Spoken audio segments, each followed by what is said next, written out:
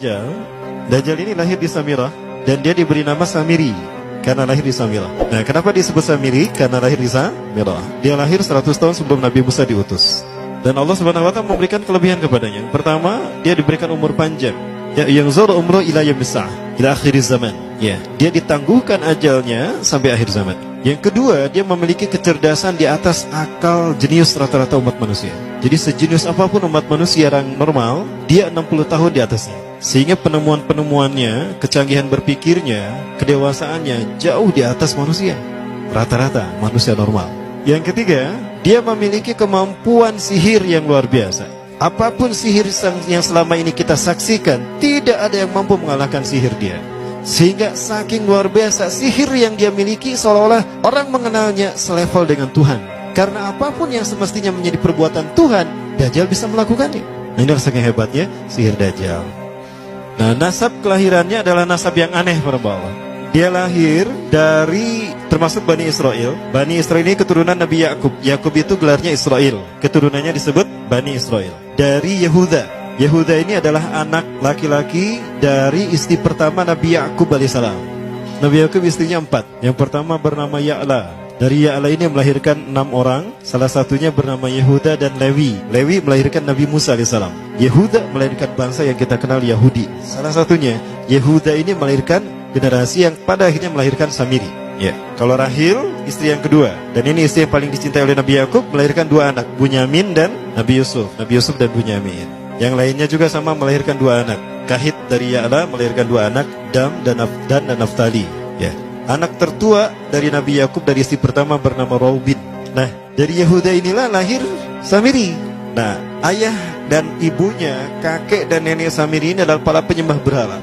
Karena Samirah saat itu terkenal penyembah berhala. Ayahnya ini lahir dari proses perzinahan adik dan kakak, incest. Adik dan kakak berzina, lahir ayahnya.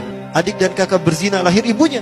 Jadi ayah dan ibunya ini lahir dari proses yang haram. Dan ketika ibunya menstruasi, disetubuhi sama ayahnya. Jadi itu, peluangnya dari 2000 persetubuhan dalam keadaan menstruasi, 1 bisa jadi. Karena menurut penelitian medis juga, bahwa darah kotor tidak menghalangi terjadinya fertilisasi. Tidak menghalangi terjadinya reproduksi manusia.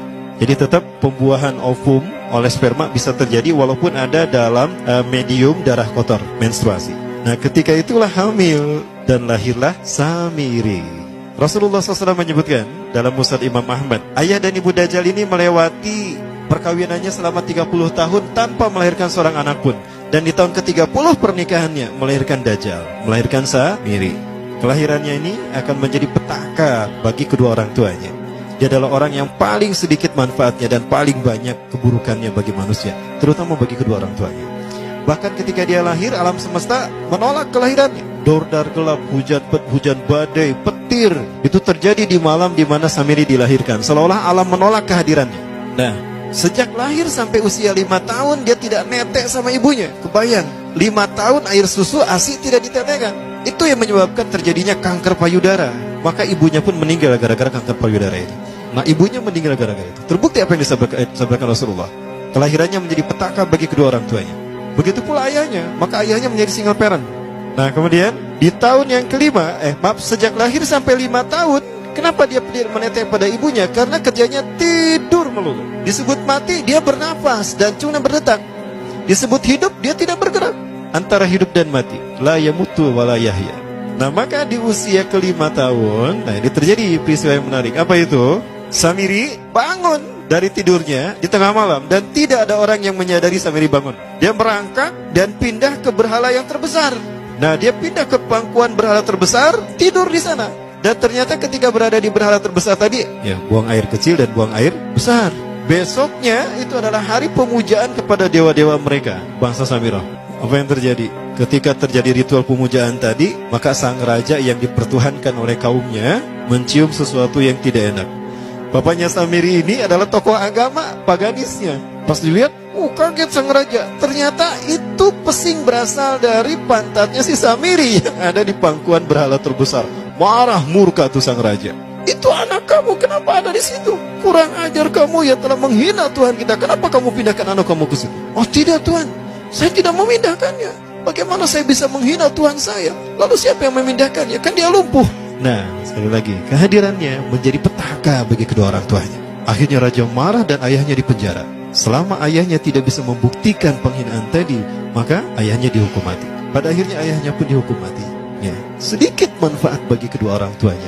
Maka kemudian dia hidup pelihara oleh sang raja. Dan pas di usia dia 5 tahun itu, Allah menimpakan murkanya kepada bangsa Samirah yang sudah kelewat batas, maksiat, dan sudah tidak ada toleransi dari Allah untuk mereka hidup di bumi. Maka Allah perintahkan malaikat Jibril menghabisi mereka. Maka bangsa Samirah ini pun diratakan. Si Samiri karena masih balita, ya Allah selamatkan dia lewat malaikat Jibril. Diselamatkan dia dan ditempatkan di pulau entah berantah. Ada yang menyebutkan pulau ini berada di Laut Yaman, dan pulau ini dinamakan Pulau Socotra. Pulau Socotra ini adalah pulau yang berada di ujung Jazirah Arab. Nah, ini Pulau Socotra. Ini pulau tempat di mana Dajjal atau Samiri dibesarkan sejak 5 tahun sampai usia 100 tahun. Ya, dari usia 5 sampai 100 tahun dia tinggal di Pulau Socotra ini. Nah, Pulau Socotra ini adalah pulau yang berada di kawasan Yaman. Pulau yang memiliki banyak keunikan luar biasa. UNESCO sempat ingin menjadikannya keajaiban yang ke-8. Kan ada 7 keajaiban dunia ya. Yang ke-8-nya tadinya ini. Namun karena dia terkait dengan Samiri Dajjal, maka banyak negara yang menentangnya, terutama negara-negara yang menjadi pengikut Dajjal. Maka pada akhirnya pulau ini dirahasiakan. Nah, sebetulnya pulau ini unik kalau kita ingin berekreasi ke sana. Namun karena posisi yang terpencil, jarang orang mengikutinya. Para wisatawan jarang mengunjunginya. Padahal sesuatu unik, termasuk binatang dan penghuninya itu unik-unik. Pohonnya unik. Dunia menyebutnya pulau ini dengan pulau julukan dari pulau alien hingga pulau neraka. Ada juga yang menyebutkan The Jekyll Island. Pulau Jekyll Island itu bahasa barat, kalau bahasa kitanya Pulau Dajjal. Ya, sama dengan Pulau Sedir ya. Itu juga The Jekyll Island. Nah, Pulau Socotra kaya dengan flora dan fauna yang unik hingga saat ini belum ditemukan di tempat lain. Jadi tidak ada flora dan fauna yang ada di pulau ini yang ada di pulau lain di seluruh dunia. Hanya ada di pulau ini.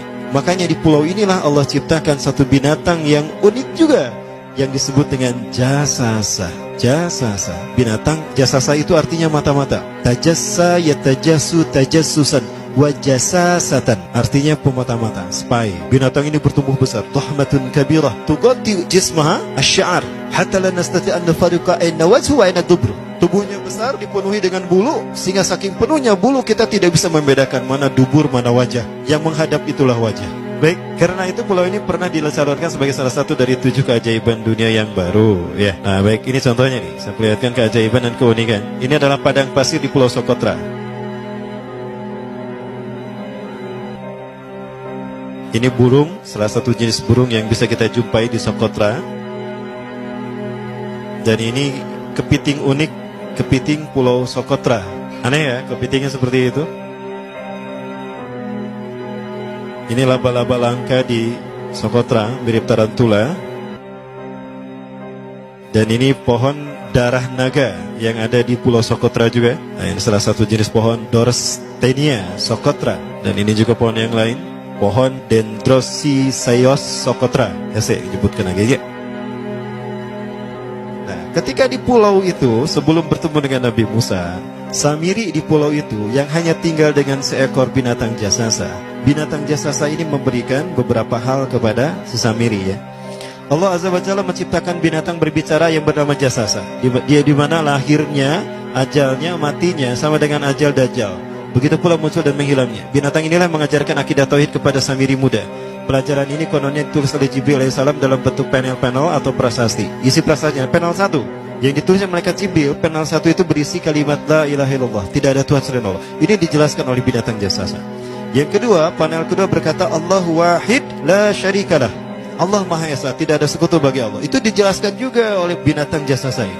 Nah, binatang jasasa ini sekali lagi dia bertubuh besar. Kategorinya adalah kelasnya itu mamalia, genusnya mamalia. Cuma saya tidak tahu nama spesiesnya apa. Pada tahun 2017, akhir dari bulan Agustus di Filipina ditemukan binatang seperti ini. Ciri-ciri binatang ini nyaris sempurna seperti ciri-ciri binatang jasasa yang disebutkan Rasulullah terkait dengan binatang yang memata-matai Dajjal. Tubuhnya penuh dengan bulu. Ini disebutkan dalam surat An-Naml ayat ke-82. Ya, binatang ini seperti ini dan dia tidak pernah jauh dari laut karena dia selalu ingin membasahi tubuhnya dan dia pun makan dari makanan ikan laut. Maka dia tidak pernah jauh dari pantai. Seperti ini. Nah, binatang inilah yang mengajarkan prasasti mengajarkan akidah tauhid kepada Samiri muda. Yang ketiga, engkau diurus oleh Jibril. Karena itu janganlah engkau mengkhianati janjimu dengan Allah. hanya engkau saja di pulau ini. Panel yang kelima, makanlah dan nikmatilah makanan minuman yang menjadi rezeki dari Allah sesuai kehendakmu.